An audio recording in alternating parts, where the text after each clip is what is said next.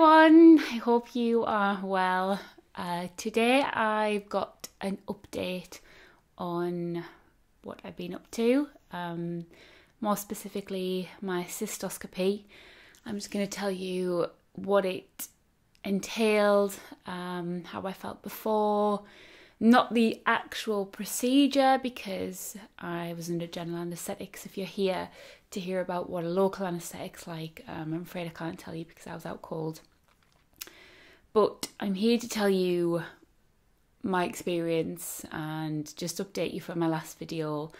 If you want to watch that video, I'll pop a link there. I was just talking about my anxiety and my thoughts before it and stuff and what to expect.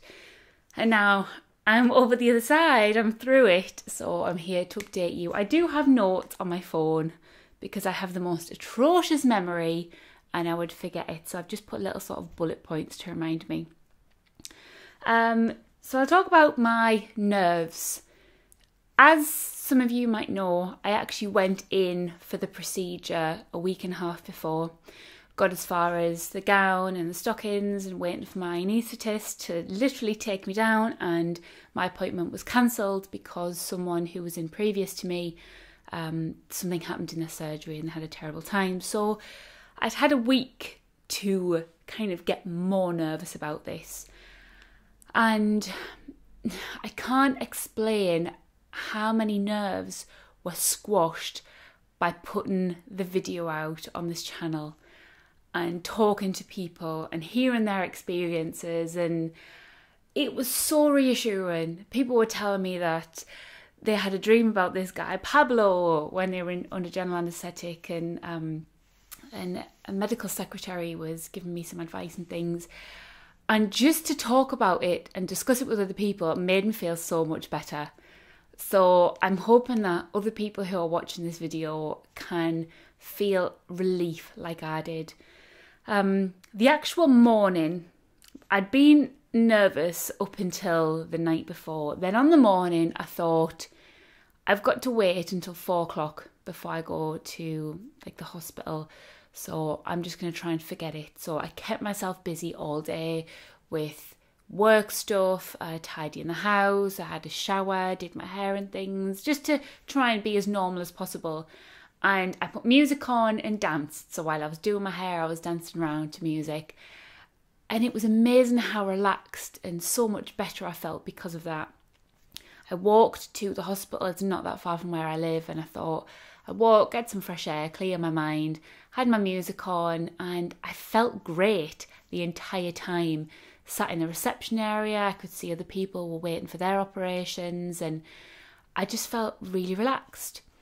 Got called in, went to a different room than I did from the first time. Went through all of my details. It was a different nurse, and this time I made sure I went over all of my details again, because the first time I got called for this, like a letter for this, they had me written down as local anaesthetic, which is wrong. The second time, obviously, I got cancelled, and I just wanted to make sure that everything was right. So I made them sure they double-checked everything. Obviously, I'd done all of my prep. So for general anaesthetic, you have to fast for 6 hours before. So I had 1.5 Weetabix at about 8:30, then a slice of toast at around 10. I was trying to feed myself so that I wouldn't feel starving, but I couldn't really eat that much, so I just had that. And I felt fine. I felt totally normal. Slight tingle of nerves, but nothing else. I had been experiencing pain in my calf, my left calf, and I think it's down to having a knot in there. A couple of weeks ago, I went on holiday to Bristol to visit my brother, and we did a ridiculous amount of walking to the point where at the end of every night I felt injured. And I think it might have just been a knot, but that twinge in my calf had really been bothering me. So I told the anaesthetist, and she said, oh, we will put the thrombosis stockings on.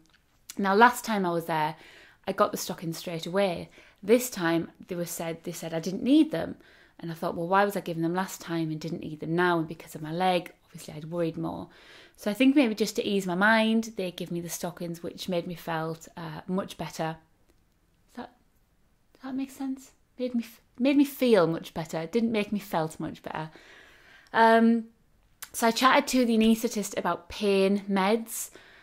I have had cocodamol before, and I think that's what they would have given me, cocodamol. Cocodamol is atrocious for giving you constipation, and after having it, God, I think it was 8 years ago, it was actually given to me for a kidney infection.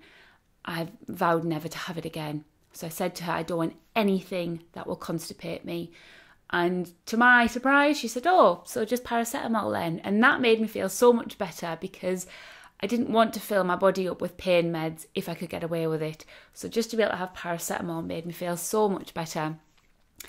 We discussed that, and then we went down to the theatre. I walked down in my little gown, and I had these shorts on.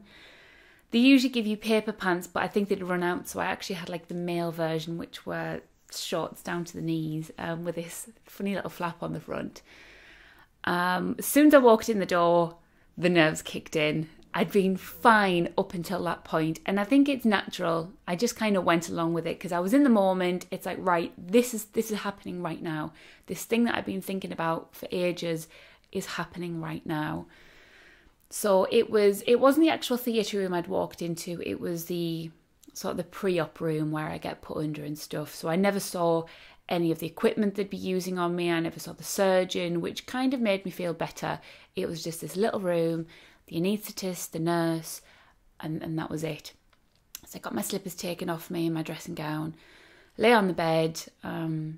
Straight away, she put the needle in my hand. I don't have a phobia of needles. I was totally fine with that.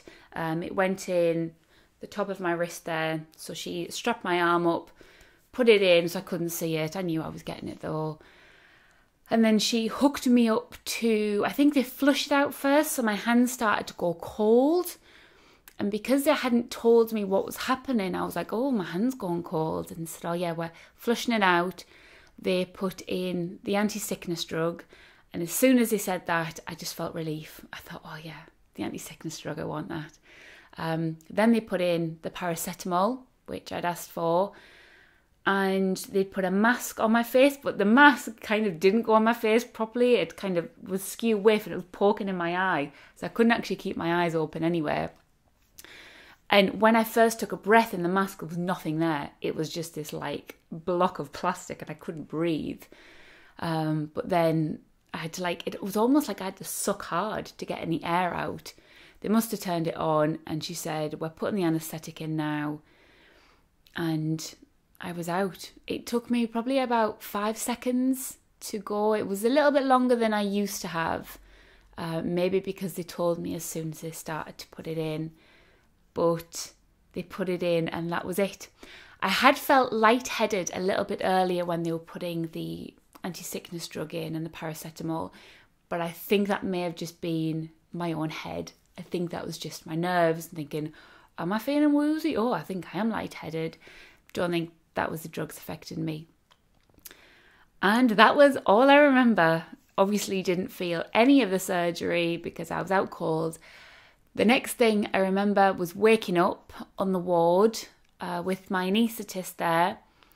Kind of opened my eyes, saw her, and then just trying to force my eyes open.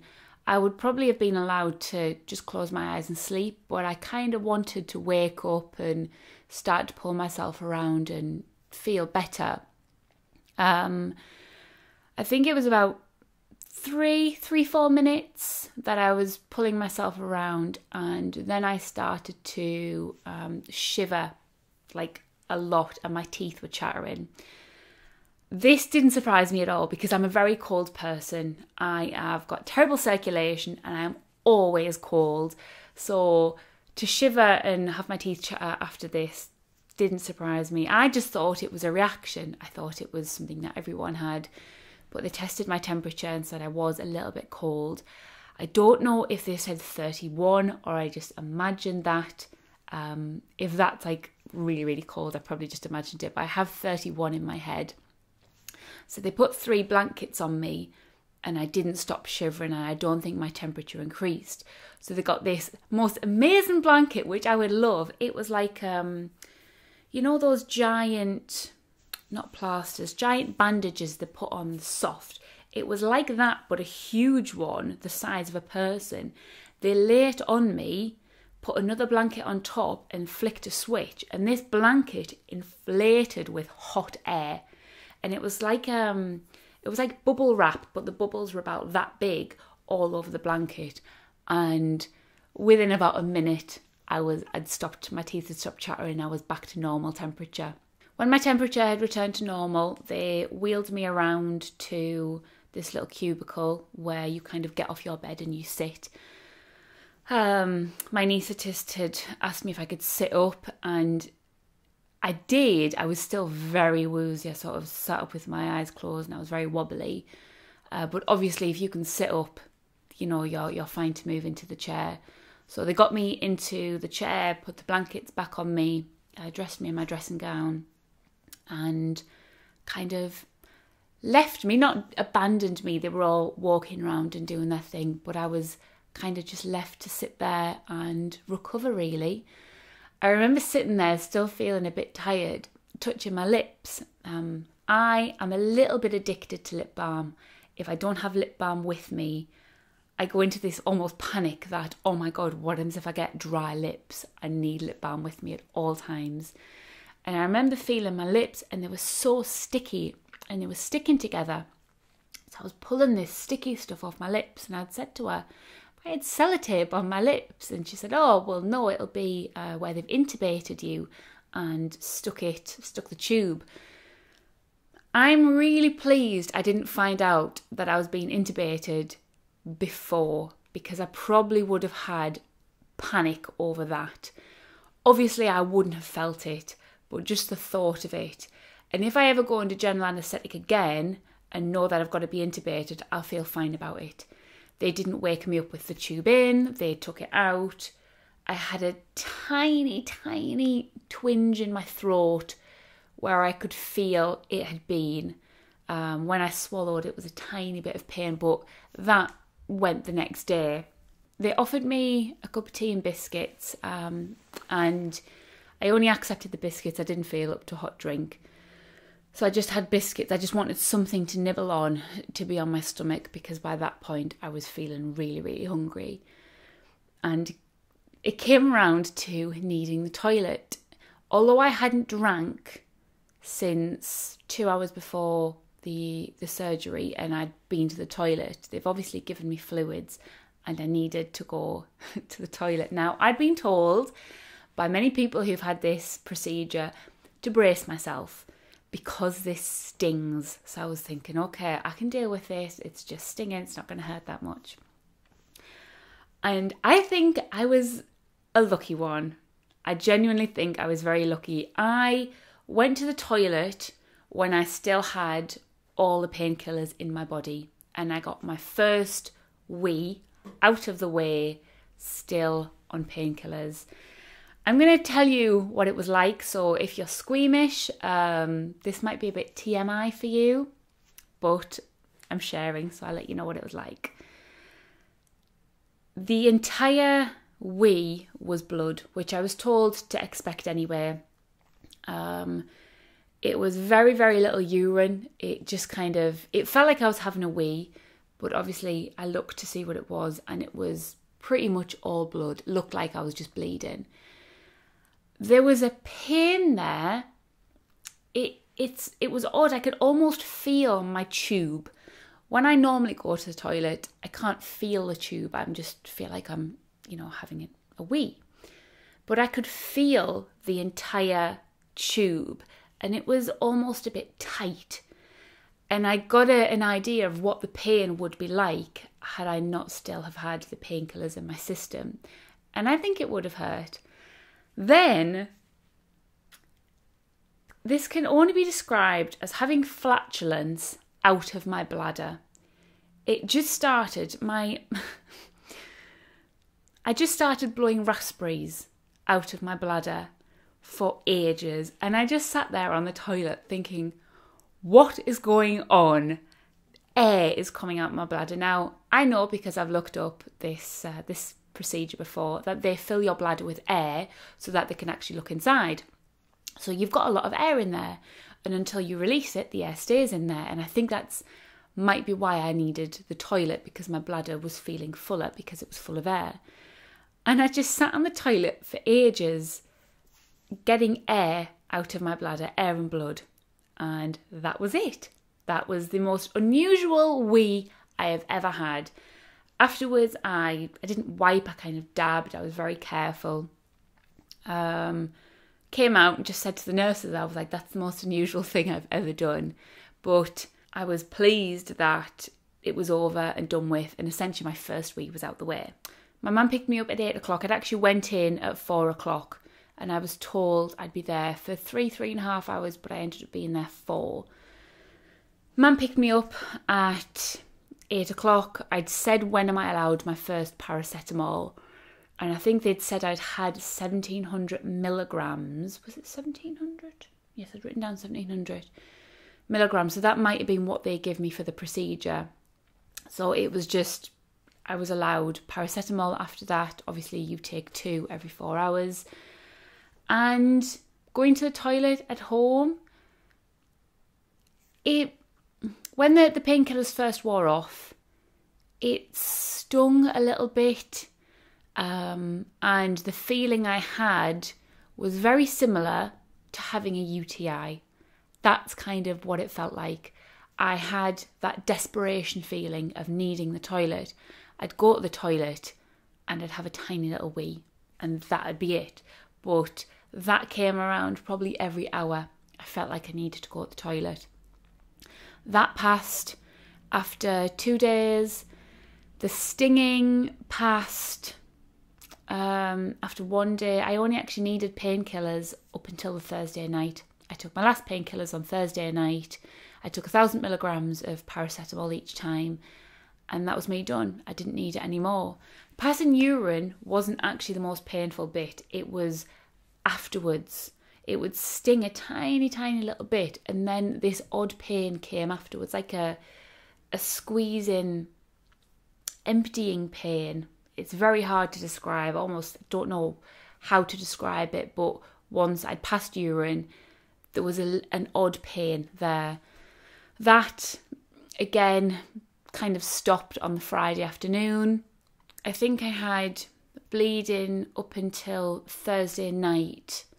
Then I did have a bit more bleeding on Saturday, but I put that down to being at work. I was at work on Saturday night, so I was up moving around a lot. And also I went to the toilet for number 2, which obviously involves a bit more activity and a bit more, straining. Trying to keep this as little information as possible. But I think that has obviously caused a little bit of upset, so it's a little bit more blood, but I'm back to normal. I don't need painkillers. I'm on ciprofloxacin. Is that how you pronounce it? Yeah, ciprofloxacin. It's an antibiotic. They gave me a course of 5 days, and I think you just take this as a precautionary. I didn't have an infection, but I think everyone gets that just to make sure if there is any bacteria, you don't actually get an infection.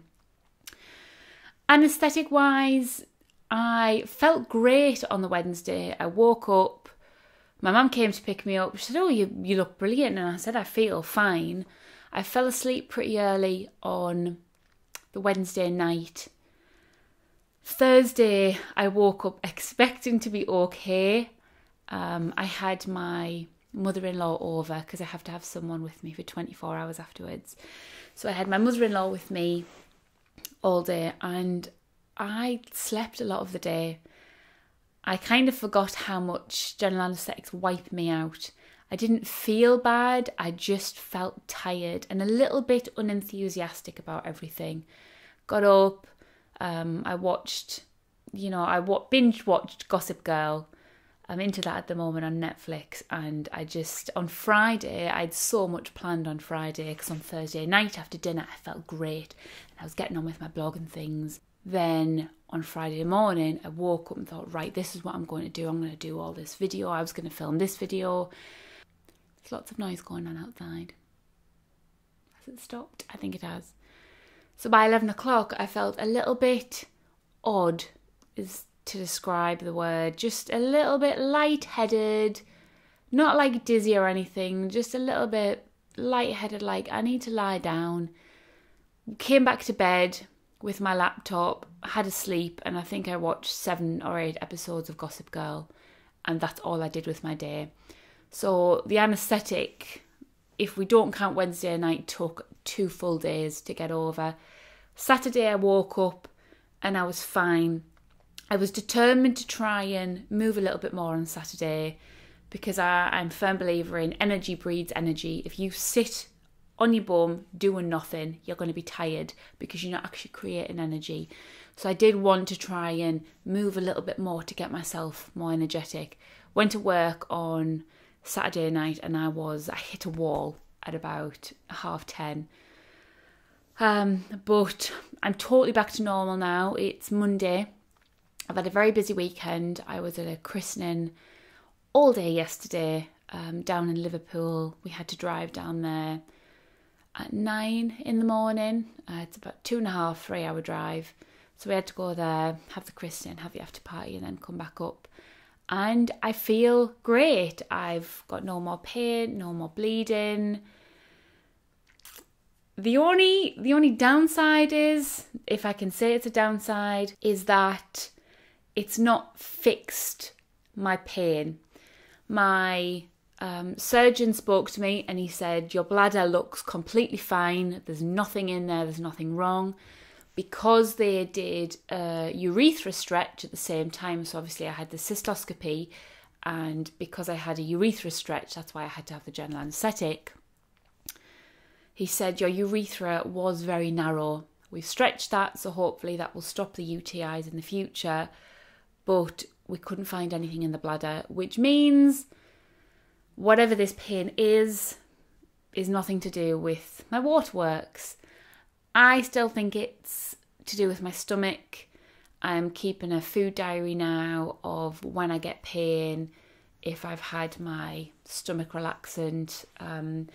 I find that, and this sounds really odd, I find that it hurts if I squash it.